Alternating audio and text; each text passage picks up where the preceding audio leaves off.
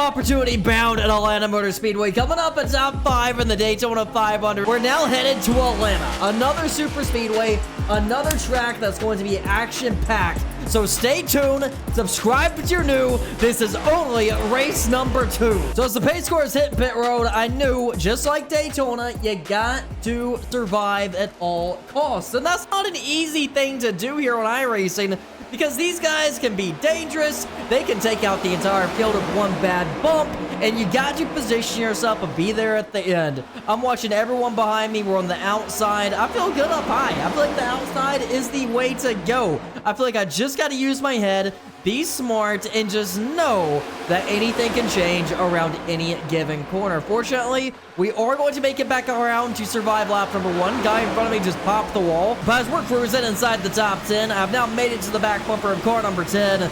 I know I gotta push the guy. I know I gotta stay tight to his rear bumper in order to get that outside moving. And you see it right here. We are absolutely rocketing down the back straightaway. Gaining position after position after position. Guys are coming up and blocking it because there is so much momentum. But as we're coming to lap number 4, we gotta lock in, baby. We got guys jumping from bottom to top trying to block this momentum. Here we go. 10 just popped the wall. 24's on the apron. Look out. We're all wrecking from Atlanta.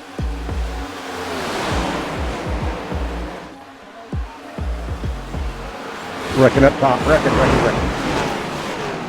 And I got no brake. No! Jesus.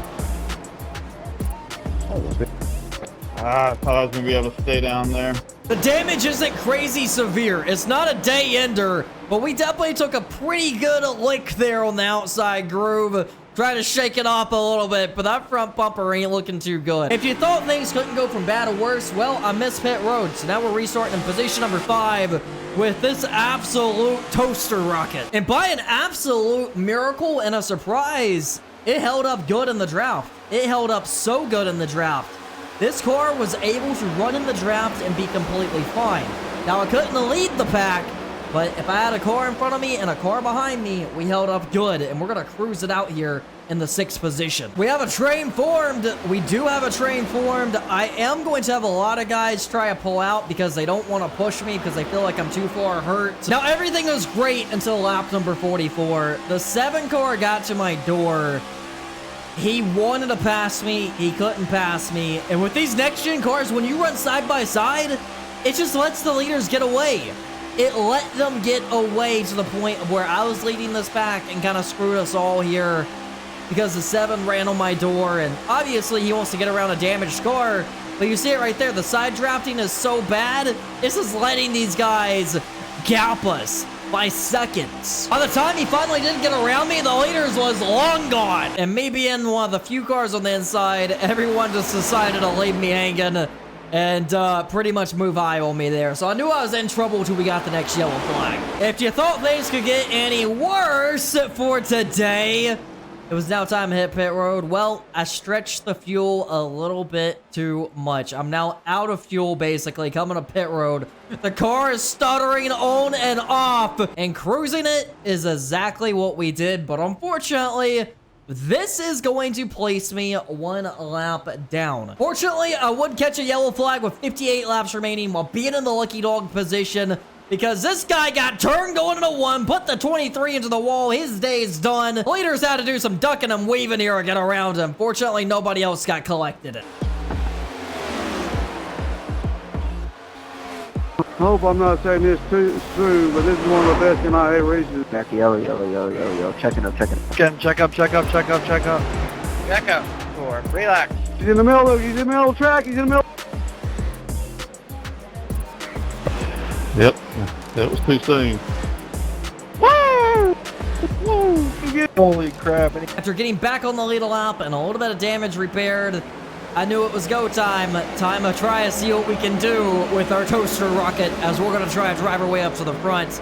I knew the car still had speed. We proved it early on that if we're in the draft, we can hold a top 10 position easily. Starting at the tail end was no easy task because the leaders was long gone. I'm running in the 15th position. I need another yellow. Look out, trouble. Turn 3. The 11 is going around and he's taking all his friends with him.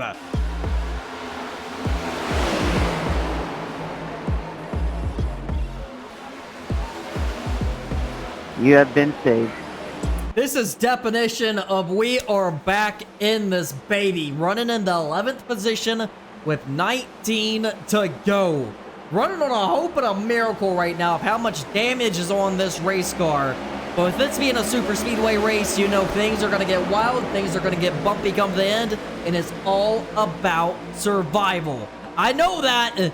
Some of these guys may not. And as the outside is solid, look at this. We have found our way back inside the top 10. Holding it here may be a bit of an issue, but we are gaining ground. I'm pushing this baby as hard as I can. I know if I crack the throttle, I'm going to lose too much time. The outside is going to prove a fail with 14 laps remaining, and we're going to get a big push here. Now all the way up to the 6th position. We have a shot to win. I don't know how much damage is on the front bumper. For me, I feel like the car's driving fine. I'm holding the draft good.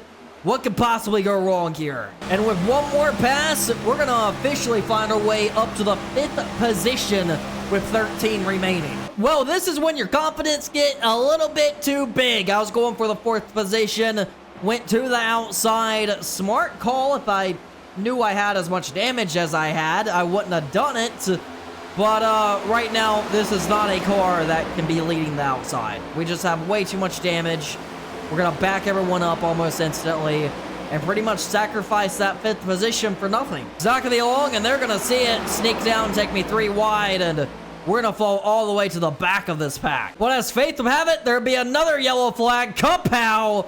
2 of the fast competitors there just got assassinated, and we got a car parked on the front straightaway. 5 laps remaining. We're running 9. High 25. Trying to get up under you.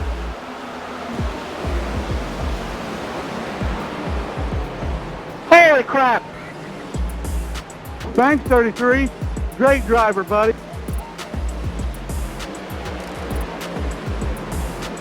We gotta let the pace car by. Slow down. What was that about, 33? You better go back and watch it. It wasn't me. All right, boys, here we go. 2 laps remaining. We're running in the 8th position now after someone came a pit road. I knew I had to buckle up and strap down. It's going to be hard to hold a top 10. I went to the bottom immediately. Unfortunately, the bottom didn't get fired up too good. Behind me, here we go. Car number 30 is going to be going around down the back straightaway. Kapow, he's going to be parked on the inside against the wall. That would not be a yellow flag. We are going to be taking the white flag from Atlanta, running in the 10th position.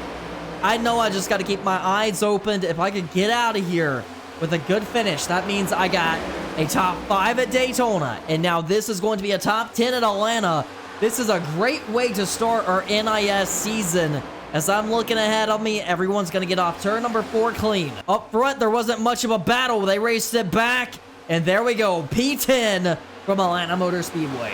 In the next episode, we'll be headed to Coda, so stay tuned for that one. Subscribe if you haven't already, and before we end today's video, I'd like to thank all my Patreon members, my Tier 1s and Tier 2 Patreon members for supporting the channel. You can find a link to the Patreon down below in the description, and I'll catch you guys in the next video.